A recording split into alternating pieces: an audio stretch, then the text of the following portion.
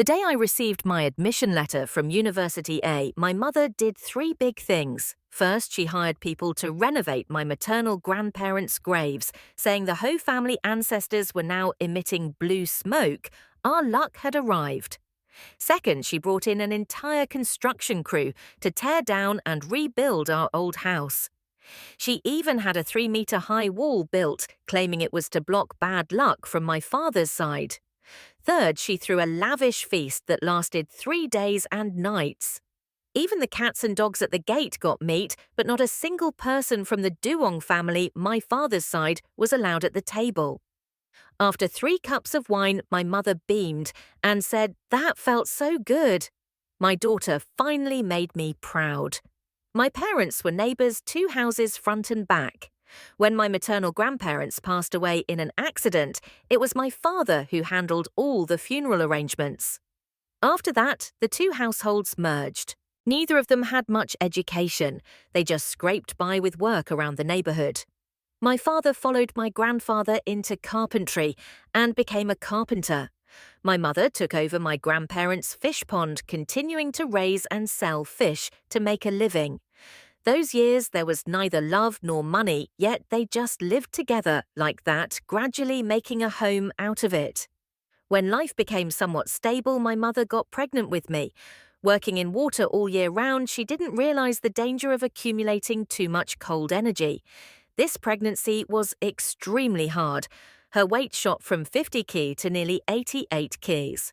My paternal grandmother casually said, "A little fat is fine," yet knowing full well my mother couldn't stomach greasy food, she still brought over tubs of chicken soup and pork trotters every day, nearly pushing my mother to 100 kgs. 9 months later, my mother was in so much pain she couldn't get out of bed. The doctor warned the baby was too big.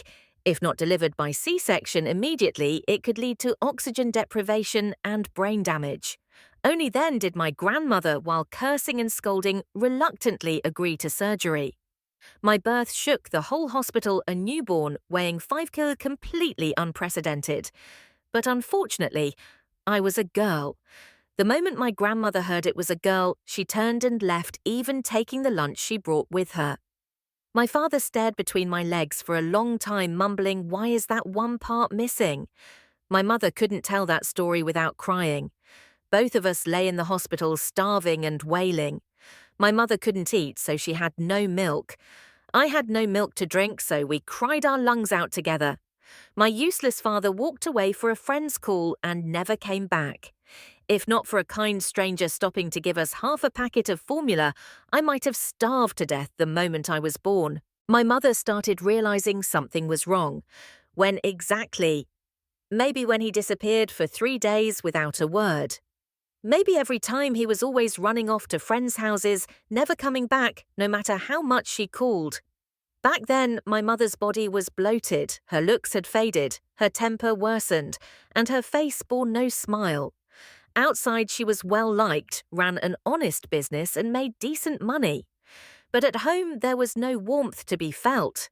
In a marriage that only survived on her gratitude for bringing me into the world, this sharp-witted woman of business had no way out.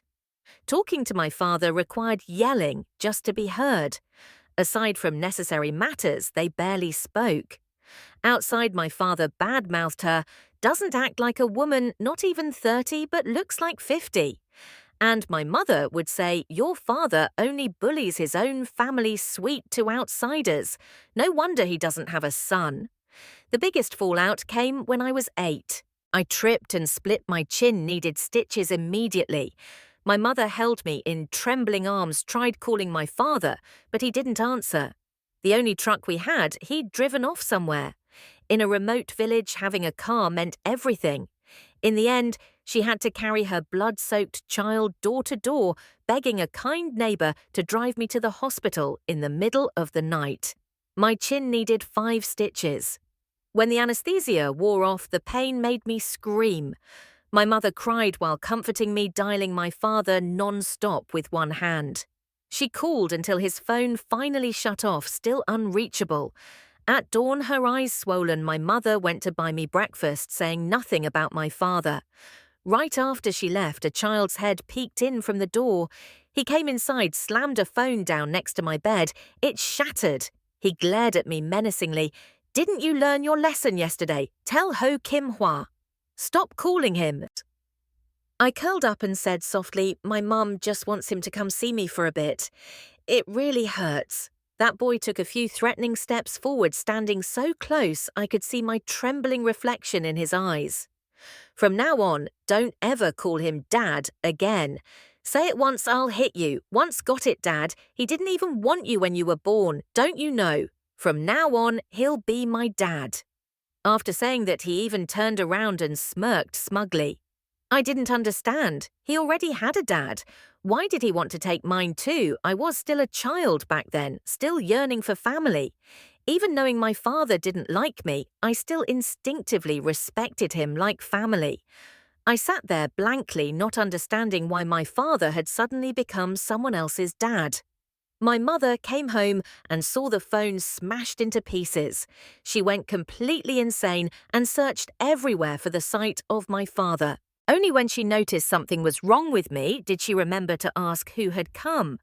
I burst into tears, sobbing, "Amal said I can't call Dad anymore, that he's his dad. Yesterday, because I saw Dad holding his hand, I ran after them and tripped, tearing my face. Mum, I'm so scared. Does Dad not want the two of us anymore?" Afraid that my tears might infect the wound, my mother coaxed me for a long time before I finally stopped crying. She held me in her arms and said, "From today on, we don't need your dad anymore. Will you live with me?" I nodded seriously. Yes. In truth, I didn't dare tell her that it was a Mao who deliberately stuck out his foot to trip me. During the days I was hospitalized, no one came to visit except for my mother. I often heard my father yelling in the hallway, his voice echoing loud and clear. "Damn it! You're as ugly as a pig and you dare ask for money. Damn it, useless trash, like you still enjoy eating other people's leftovers." At first, my mother endured it. Later, she went crazy too, cursing him without restraint. But when she turned around and saw me curled up under the blanket, she turned off her phone and sat beside me, silently shedding tears. I understood my mother was just like me. We had nowhere left to go. Dad didn't want custody, and she had no maternal home to return to. At that point, we both knew clearly we only had each other left to lean on. A few days later, after my stitches were removed, my mother took me to go to war, but we hadn't even entered the yard when we were stopped. At the gate were two huge, aggressive black dogs tied up, growling and barking ferociously at us. I was so scared that I hid behind my mother. They seemed to sniff out the blood on me, lunging forward continuously. Grandma cracked the door slightly open, a Mao behind her, and then quickly slammed it shut, yelling at my mum. "Already decided to get divorced, so why drag this jinx back here?" Right after I saw that boy climb up a ladder next to the wall holding my precious things, like my nightlight, my doll, and threw them hard to the ground. "Take away all this useless girl stuff, my dad will buy me everything new." I watched the nightlight smashed to pieces, the doll torn apart, and I cried uncontrollably. My mother's face turned from red to purple, her voice icy cold as she pointed at the child on the ladder and shouted, "Whose bastard child is this running wild here? If I catch you, I'll cut you down, you hear me?" At that moment, the main door flung open. A gaudily dressed, clumsy woman stood there with her arms crossed, full of smugness. "Who are you calling a bastard? He's the legitimate grandson of the Duong family. We've already acknowledged him into the lineage." My mother trembled all over, gritted her teeth. "You have no shame. The man's barely cold in his grave and you've already dragged your child here to claim a father. If that's not a bastard, then what is it? We haven't even divorced yet, and you're already moving in to live together. Aren't you afraid people will spit on you till you drown? You're filth. Even the bitch at the end of the village has more self-respect than you." Grandma and Feng Lei Niu both jumped into action like they were possessed, furiously shrieking at my mum. "You jinxed woman, I fed you for years and you couldn't even produce a decent child. The doctor already said with a body like yours, dreaming of another child is a joke." Can't have kids, then get lost. Or are you waiting for us to kick you out? A woman rejected by her husband's family and still doesn't know her place, while the adults were screaming their lungs out. A Mao rushed inside and dragged out a pile of our belongings, throwing them all out. One item at a time, cups, thick books, notebooks. Even my mother's bras, underwear, slippers, all hurled straight at us like knives. Each item struck like a blow painful enough to take our breath away. The heavier the object, the harder the hit. I got hit by a flying slipper and half of my body went numb from the pain. My mother quickly pulled me behind a pile of firewood beside the house. A Mao was shouting with glee, "Kill those two useless, ugly, fat pigs! Get out of here, the farther the better!" My mother hugged me tightly, her whole body trembling, her teeth clenched so tightly they made grinding sounds. She lifted her head toward our wrecked belongings, grabbed a large, long stick. "You bastard! Today I'll beat you to death." I silently followed behind her, picking up a smaller stick that fit my hand. Seeing the stance of our mother-daughter duo, they hurriedly slammed the iron gate shut. As for my father, that bastard who knew where he found those two massive, vicious black dogs. My mother raised the stick and used all her strength to strike blow after blow on the dog's head. Luckily, they were chained with metal, or the consequences would have been unthinkable. Right outside the gate, the sounds of frenzied barking mixed with clanging chains and the rattling of the iron gate creating a hellish scene. Under my mother's relentless strikes, the once ferocious dog turned fearful, finally tucking its tail between its legs, wailing in pain. More than half the village was drawn to our house by the deafening noise.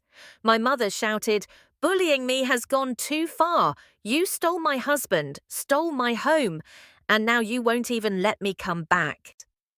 The villagers who had watched my mother grow up also began to shout cursing at my grandmother's family, evil to the core, bullying a young woman just because she has no home to return to. My grandmother stealthily opened the gate a crack. My mother, holding the stick, charged in like a storm. Grandma, frail and tiny, couldn't stop her. She was pushed aside. My mother swung the stick straight at Feng Lei. Feng Lei couldn't dodge in time. She covered her head, but her arm was instantly bruised. She screamed and lunged at my mother, but everyone knew she was no match. My mother pinned her down, both fists raining on her face. Feng Lei could only try her hardest to shield the face she was so proud of, unable to fight back. Seeing how intense the fight was, the villagers, afraid someone might get killed, rushed to pull them apart. Meanwhile, I was like a baby leopard glaring at a Mao who was hiding behind my grandmother. The moment she also ran to stop the fight, I didn't hesitate. I raised the stick in my hand. That bastard stole my father, stole my home, destroyed everything I cherished, and made me fall so hard my face was torn. A Mao realized what I was about to do and screamed, "Grandma!" Unfortunately, Grandma couldn't save him, but at that exact moment, my father, having heard the commotion, came running home and saw it all. He grabbed the nearest chair without a second thought and swung it down hard on my raised arm. A thunderous blow from an adult left my arm completely numb. The pain surged up to my head and made me drop the stick. I fell backward, limp and powerless. The force of a grown man's strike could have shattered my bones. I was in so much pain I couldn't even stand. My face twisted, I couldn't breathe. The pain engulfed me so completely I forgot to even cry. My mother, turning around, saw it. Her voice broke into panic. "My baby, are you okay? Don't scare me. Say something, cry if you have to." Looking at my mother's tearful face, I finally broke into sobs. Tears and snot poured down as I reached out to her. "Mom, help me. It hurts so bad. I think I'm dying." The house fell into chaos. Even Feng Lei, still lying on the floor, forgot to scream. The village chief pushed through the crowd and shouted, "Why hasn't anyone called an ambulance? The child's face is turning pale from the pain." My mother glared at my father like her eyes were knives. "Duong Min, that's your biological daughter. How could you do that? Just wait. I won't let this go."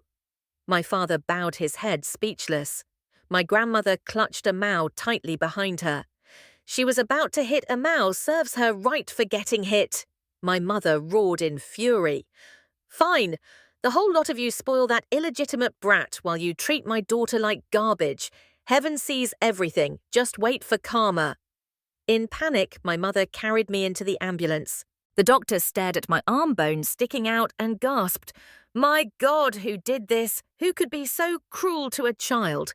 When people learned it was my own father who'd struck me, someone told my mother outright, "With a man that vile, get a divorce. Don't stay even one more day. A tiger might snarl, but it doesn't eat its cubs."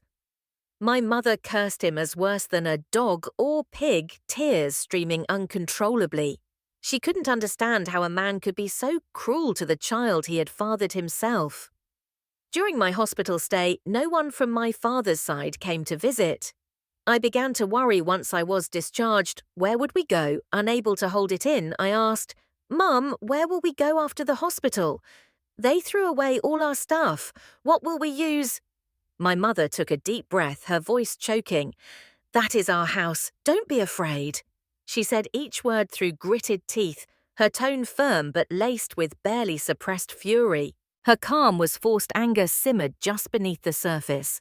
With my good arm, I grabbed her clenched fist, trying to give her a bit of strength, a bit of something to lean on. The day before I was discharged, my mum went out to work. I stayed in the hospital room, eyes glued to the window, just praying to see her return safely. I was scared she'd be bullied while out there alone, scared she might never come back, and I'd be left to a father who never once showed me love. If only I hadn't followed him that day. If only I hadn't given a Mao the chance. I wouldn't have gotten hurt. My mother wouldn't have found out about a Mao. And maybe, just maybe, none of this would have spiraled into something so irreparable. The more I thought, the more frightened I became. I stared out the window, watching people pass by from dawn until the sky darkened. Then I saw a familiar figure carrying a lunchbox walking toward the hospital room. Mum acted like nothing happened, telling me to eat while the food was still hot. But I noticed her eyes were slightly swollen, her clothes had changed, and her hair was tied in a rush. I knew she'd suffered a lot this time. I scooped a bite with a spoon and offered it to her. "Mum, eat this." Mum looked at me with her red eyes, mechanically opened her mouth, but suddenly inhaled sharply. I saw that the corner of her mouth was also swollen. Thinking about that heavy blow from Dad, rage surged inside me. I said, "Mum, I promise I won't cause trouble anymore." She pulled me into her arms, hugging me tightly. "Don't be afraid. As long as I'm here, no one can bully you anymore. We'll be okay." After that night, Mum visibly lost weight. She couldn't eat, couldn't sleep, always holding documents, calculating.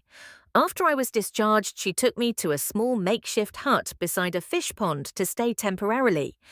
At night, when I had fallen asleep, she secretly drank a bit of liquor. In the dark, I saw her staring blankly at the pitch-black pond, clenching her teeth, furrowing her brow, swallowing each bitter gulp, like swallowing her whole miserable life. In the countryside, divorced women are always treated unfairly, especially someone like Mum, an orphan without her birth family to rely on.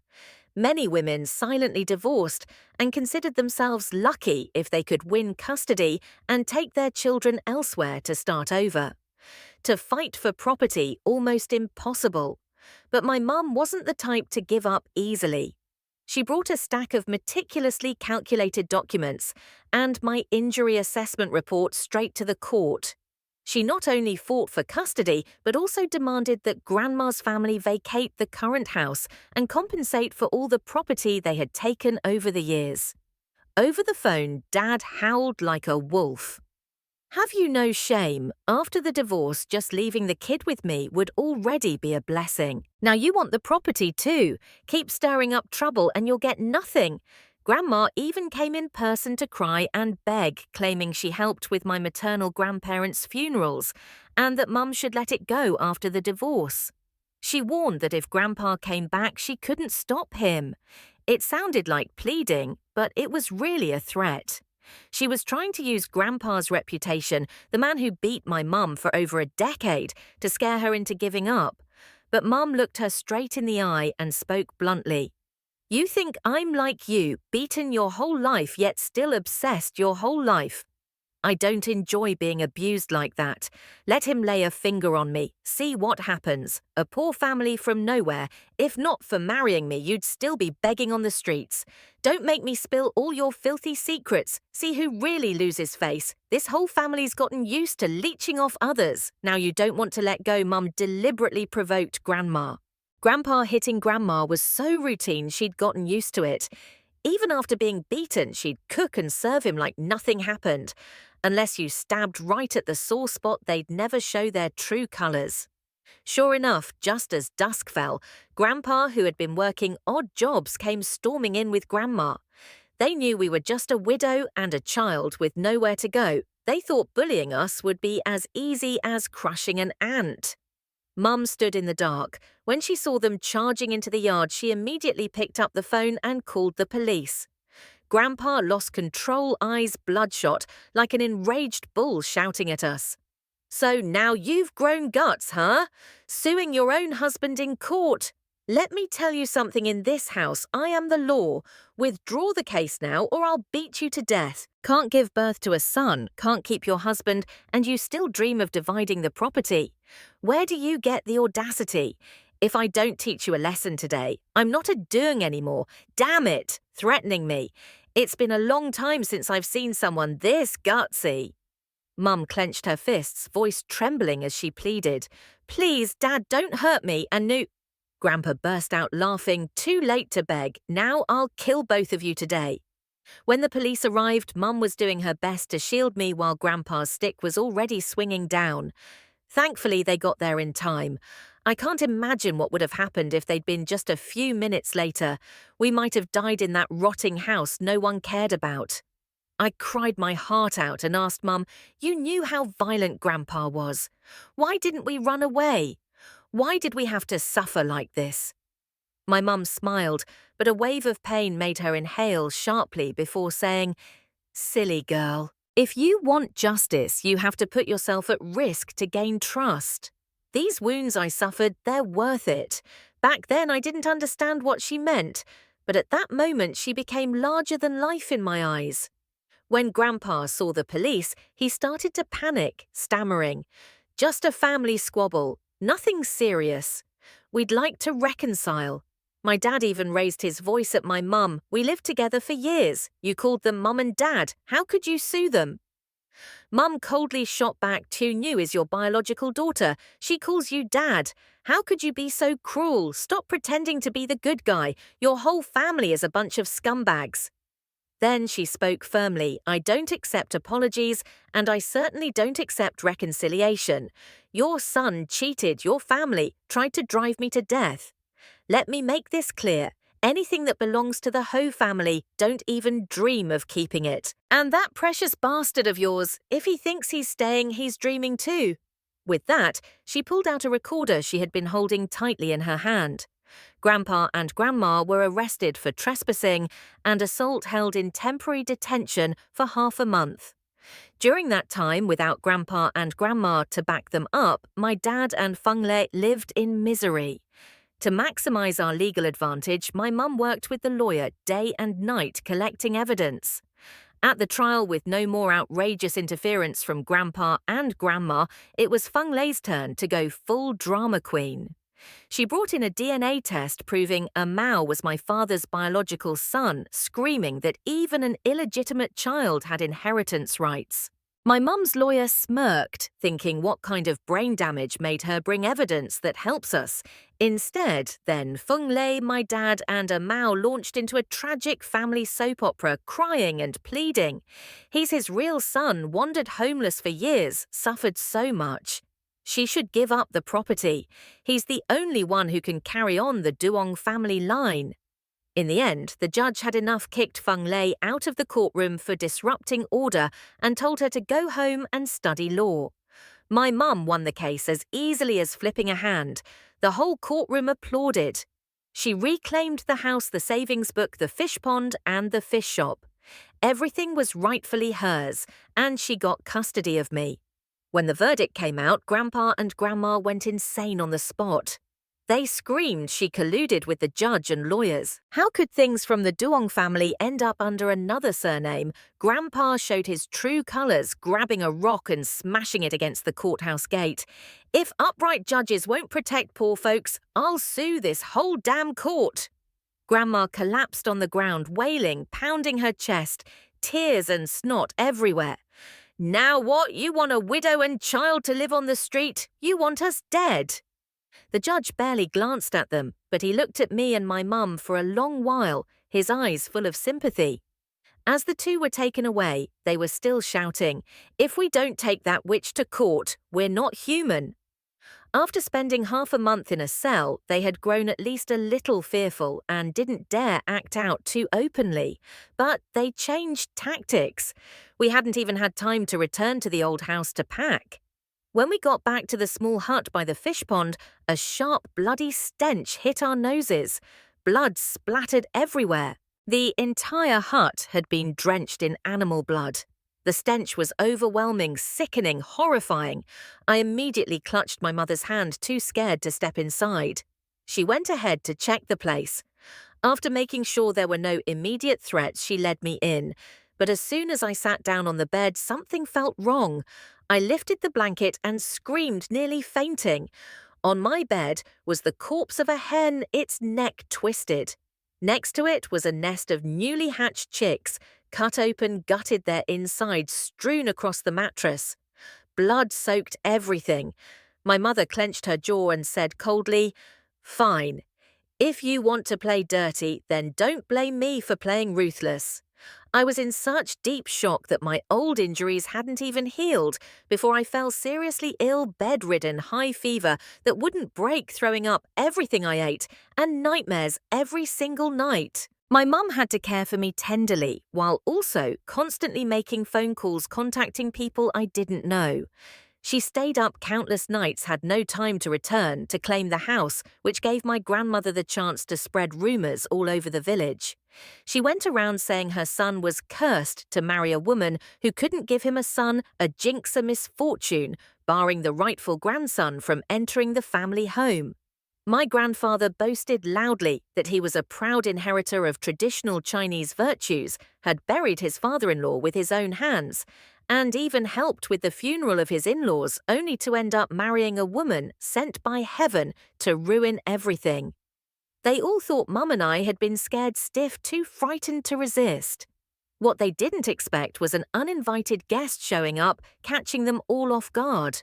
The widow surnamed Liu from the end of the village came to our doorstep with a swollen belly, demanding that my grandfather take responsibility, claiming the baby was his.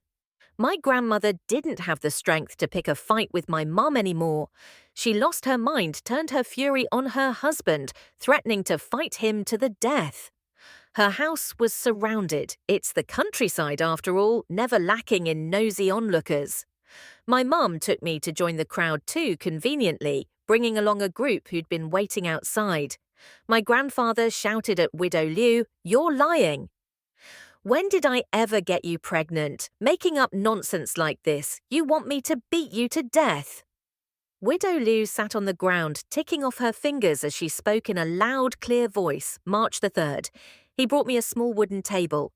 April the 1st, he bought me a basket of offerings. May 2nd, we went to town together to pick up supplies on the delivery truck. The way she spoke was like performing in an opera, but every word sent chills down everyone's spine.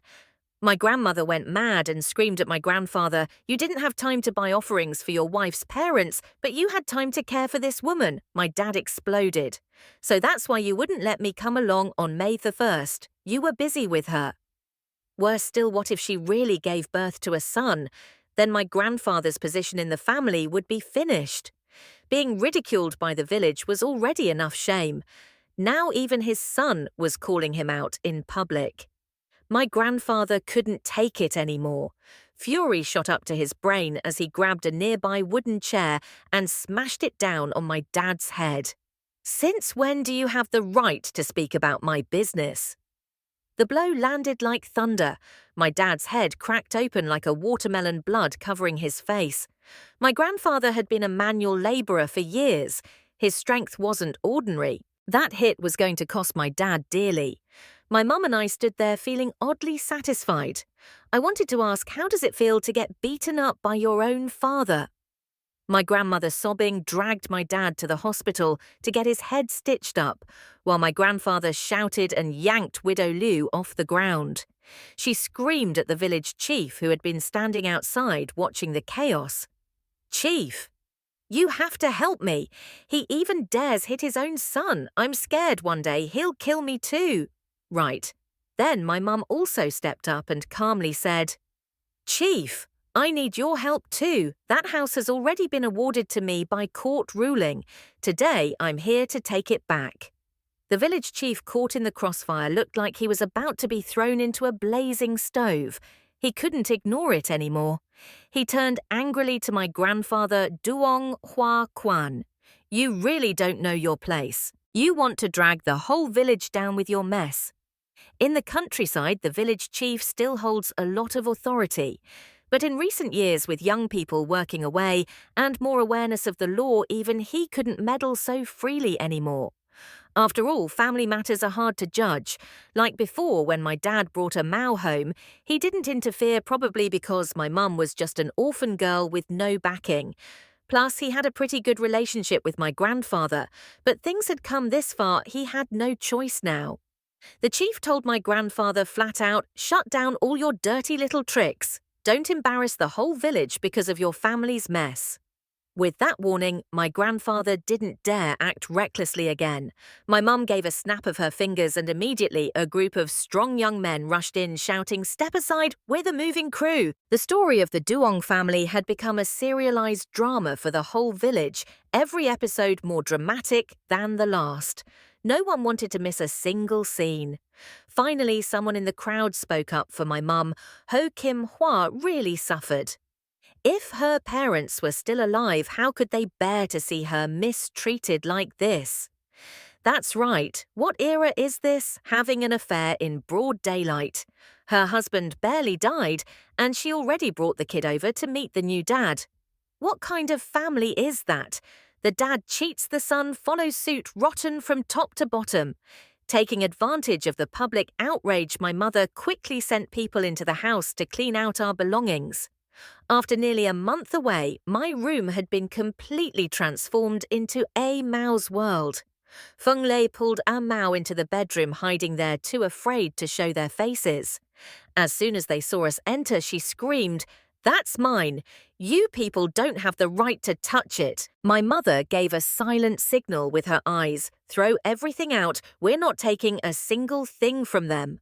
Feng Lei only dared to mumble, not saying a word back, because at this point, no one was backing her anymore. The moving crew moved lightning fast, throwing out everything from toy cars to sketchbooks, trading cards, all kinds of expensive junk scattered across the courtyard. My mother and I watched, our eyes burning with fury. My father really spared no expense when it came to his illegitimate son. A Mao couldn't take it. He burst into tears and rushed out to gather his treasures. But just as he bent down to grab a toy car, something came flying and hit him hard. He screamed in pain. My mother didn't stop continuously giving orders. If they liked this stuff so much, let them pick it up themselves. Seeing her child hurt, Feng Lei ran out and hugged him. The two of them cried together in the middle of the yard. Shattered pieces of toys rained down like a storm, forcing the mother and son to dodge and cower. Eventually, they slunk away like beaten dogs. The pain we once endured, now they were finally starting to taste it. My mother said everything they used was tainted, told people to smash it all. She even replaced the old iron gate. The old black gate, once chained to two guard dogs, was torn down. In its place stood a brand new bright red gate. The entire house was reduced to rubble, furniture shattered beyond repair. One of the movers asked my mum, "Do you want us to take all this trash away?" She just shook her head. Back then, I didn't understand why she'd go so far. Why destroy everything and replace the gate when there was nothing left inside? It wasn't until later that I understood she was making a declaration of ownership. This house, she no longer considered it a home. What was locked up wasn't just the old junk, but the years of youth betrayed, wounded, and forever unreachable. By the time everything was finished, it was nearly midnight. But the real guest hadn't arrived yet. Mum didn't dare sleep sitting up and listening carefully for every sound outside. Sure enough, not long after, the familiar voice of my grandmother broke the night's silence. "You wretched bitch! Took advantage of the chaos to steal our house. I'm old and you dare throw me out. Aren't you afraid of heaven's wrath?" Before she could finish, someone stepped out from the shadows and shouted, "And you hiding like a rat all these years? You're not afraid of being struck by lightning." Grandma froze at the sound of that familiar voice. She stopped cursing immediately, eyes locked on the figure emerging from the dark.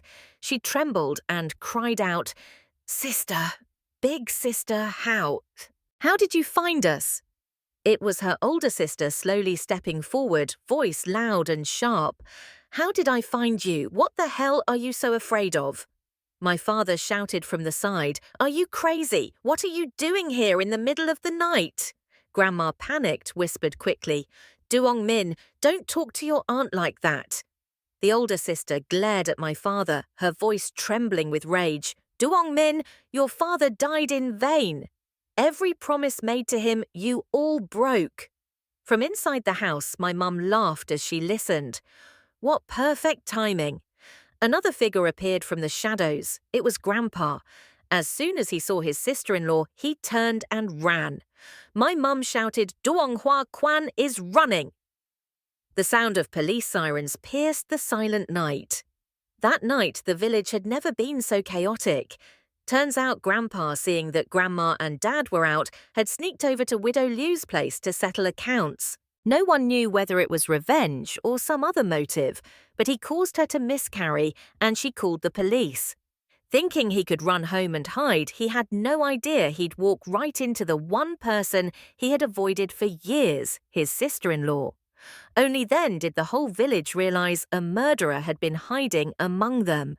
Grandma's sister brought out old evidence proving that their father had been deliberately killed by Grandpa years ago. Grandma stood there in disbelief, muttering like a ghost, "Impossible." He said Dad fell on his own. "How could this be?" her sister snapped. "Dad warned me back then, said you were too soft, too trusting, told you to talk everything over with me. And what did you do? Dad had barely died, and you rushed to bury him without telling me. Then followed that man back here. What did you get in return? Have you forgotten? Back then he was just a son-in-law Dad brought into our family, and now he turns out to be the one who killed him. I've been looking for you two for years." Grandpa was arrested and Grandma became the village laughingstock. If any phrase fit her, it was "raising a tiger invites disaster." After that incident, my mother and I regained the house, the fish pond, and the fish stall that my maternal grandmother had left us.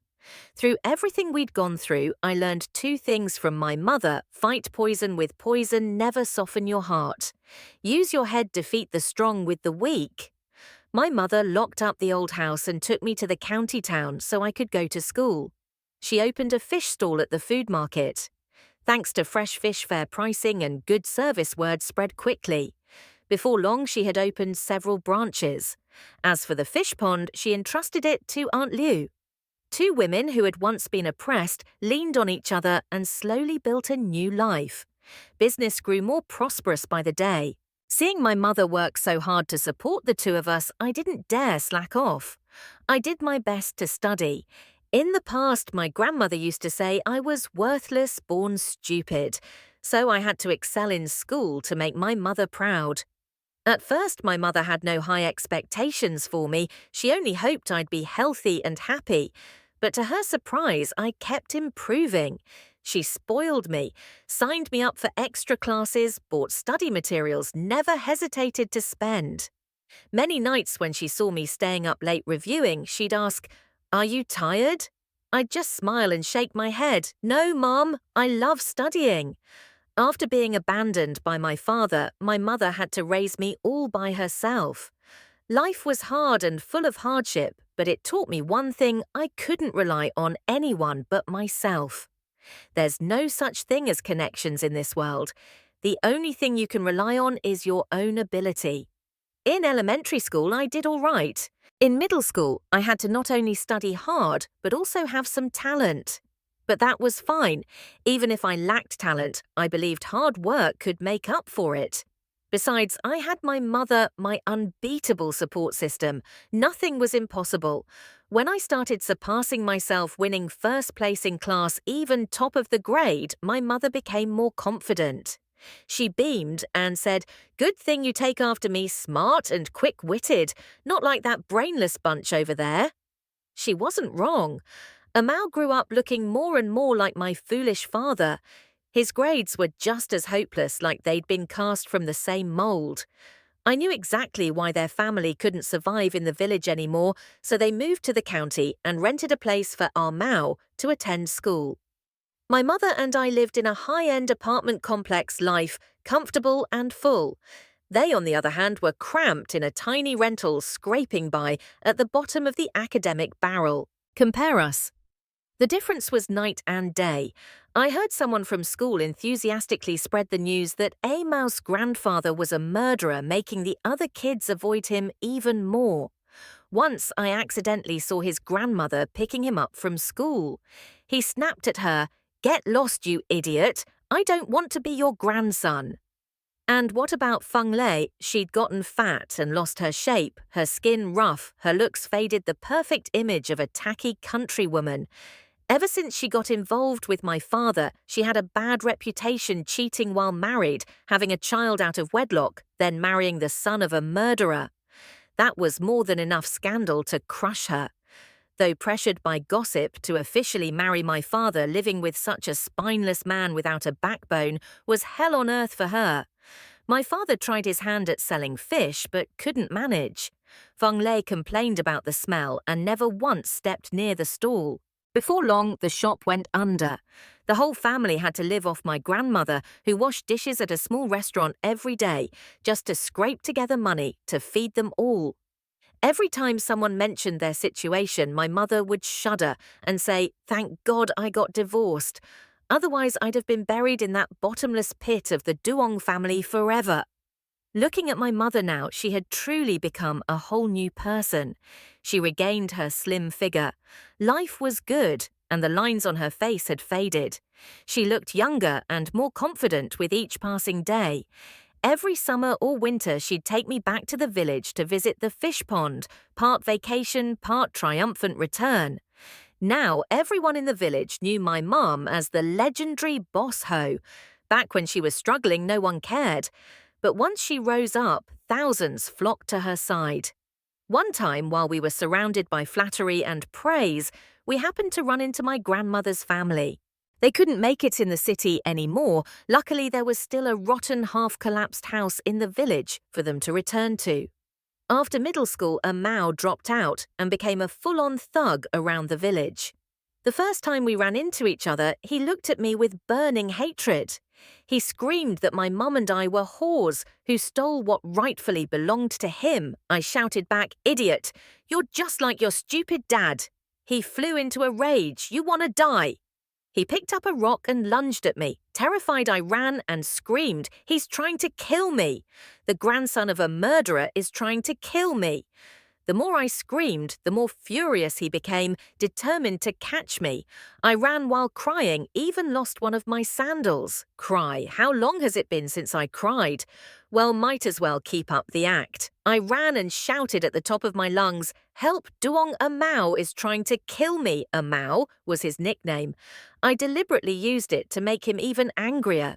The more he chased, the louder I screamed. Soon enough, the aunties and grannies of the village came out to see what was going on. Seeing the growing crowd, I quietly stuck my foot out at just the right angle where no one was paying attention. My self-defense instructor had taught me how to trip a grown man using the least amount of force. Sure enough, a Mao tripped over my accidental foot. He flipped mid-air, and his face slammed hard into the very rock he'd been holding. Thud, a perfect face meets rock moment. He looked up at me, blood streaming down his face, disbelief in his eyes. "You played dirty." I looked at him, spat out a mouthful of blood, gently touched my chin where an old scar still lingered, and suddenly felt like laughing. Back then, I'd wished for this day for him to fall flat on his face in front of me. Now my wish had come true. He wanted to yell something else, but before he could, the villagers rushed in and pinned him to the ground. As his face scraped against the gravel, I thought to myself, maybe he slammed his face on purpose just to make it look real. I stuck out my swollen, scraped leg from that oh-so-accidental trip and burst into tears, sobbing. He tried to kill me. I was so scared. He said he'd kill me. I trembled, tears and snot running down my face, stammering like a pitiful little girl who had just escaped abuse. The villagers instantly rallied to my side. The aunts and grannies stood in front of me protectively. As for Almo, he was taught a very painful, very thorough lesson. I couldn't bear to look at his sorry state. I just shut my eyes and cried louder. Grandma shoved through the crowd and hugged her precious grandson. The moment she saw his bloodied face, she screamed, "Call an ambulance! Somebody call an ambulance now!" My mother came running too, checking me from head to toe, then turned to my father and Feng Lei, who had just shown up late. "Your son is this badly hurt, and you're not rushing him to the hospital." Grandma, furious, followed them to the hospital. When she saw that he needed 10 stitches, she immediately called the police. 10 stitches. That's double the 5. I got back in the day, I'd say that's justice served. When the police came to investigate, the entire village stood up as witnesses for me. Everyone said a Mao had been the one to attack first. I sobbed and told them he said he'd kill me, said I stole his family's property, said he was jealous because I was better at school. I ran so hard I lost my sandal. If he hadn't tripped, I'd be dead by now. Someone said they saw him pick up a rock in front of my house. Someone else said they heard him threaten to kill me. Another even pounded their chest and swore they saw him trip over his own feet. One of the neighbours even told the police everything from our history to the difference in our lives and personalities, even hinted at how my grandfather had once deliberately hurt me. In the end, the police concluded a Mao had attempted to cause intentional injury, but failed. His wounds were self-inflicted. He'd have to cover his own medical bills. Rumour has it when Amao heard the verdict from his hospital bed, he screamed, "I'll kill the cops too." Imagine that the arrogance he dared to say anything. Eventually, the police had to issue a warning to Amao's parents. If you can't control your son, we'll let someone else do it, namely a juvenile detention centre. The whole village clapped and cheered. Long live the police! Finally someone can deal with that garbage kid. Everyone cursed Grandma for being a terrible parent, raising a grandson who wanted to kill, who even dared to threaten police officers. When Mum heard everything from Aunt Liu, she laughed so hard tears rolled down her face. In the end, she held her stomach and rolled around on the bed, completely unable to stop laughing. After Aunt Liu left, Mum was still chuckling and asked, "What if you hadn't landed that kick?" I widened my eyes. "What do you mean if that kick was the result of countless practice hours, Mum? Even my coach said I nailed the technique perfectly." Mum looked at me seriously. "Then I better call your coach again. Self-defense isn't enough."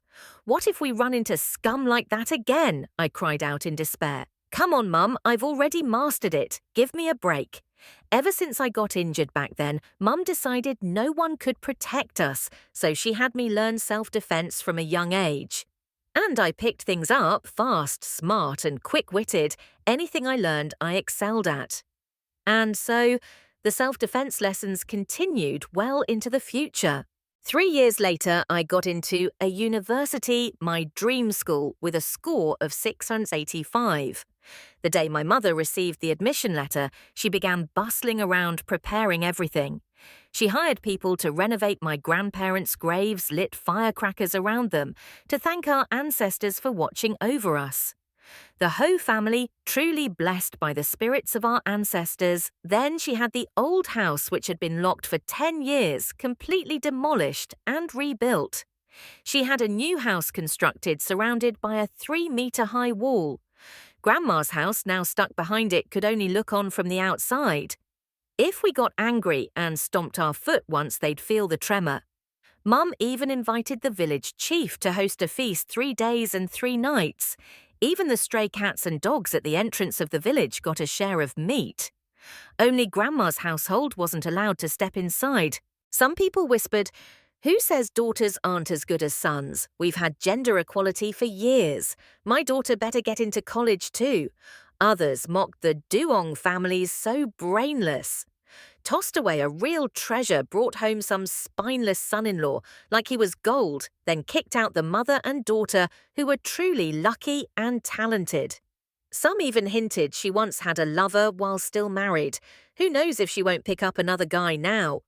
Rumors spread so widely that even Feng Lei got pointed at and gossiped about just walking down the street.